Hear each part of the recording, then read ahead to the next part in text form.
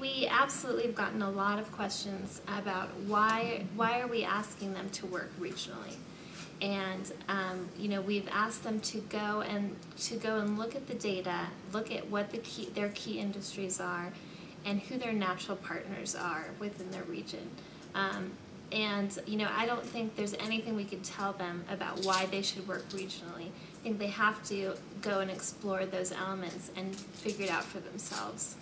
I think there were some concerns in the beginning that had more to do with workforce service area boundaries.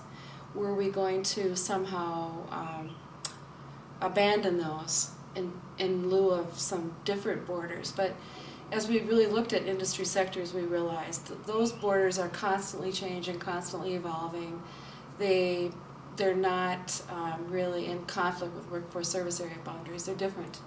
Once we started studying the microeconomics of competitiveness with clusters, in particular industry clusters, it really helped people understand the dynamics of the economy and what their unique assets were in their regions. And then once people understood that, it kind of naturally evolved from there. Then they could get together around a table and say, well, how can we take advantage of these assets? How can we grow these assets? How can we minimize our challenges? So, people needed to understand kind of the dynamics that were operating so they could see the natural value proposition. People have learned that depending on what the industry sector is, there'll be a different border for the work. And so the borders are always morphing and changing depending on what sectors we're working in and depending on who's at the table. So this idea that there's some kind of fixed boundary to sector work has really been, I think, I don't think many people worry about that anymore.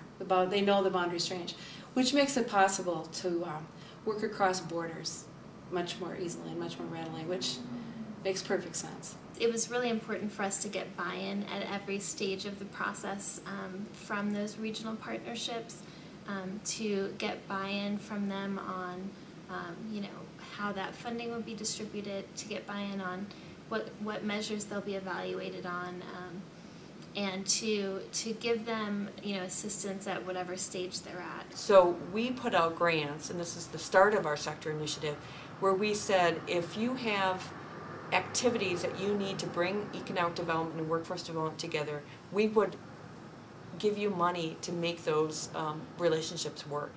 And we called them GROW grants. And then we called them GROW regions. So instead of having the 11 workforce development boards kind of out and the 16 tech college districts out and the numerous economic development, we tried to define the state in labor sheds that made sense. We have our regional administrators, and they operate in each of the unique regions in the state, and they are conveners, facilitators, connectors, and they're absolutely critical too to the effort.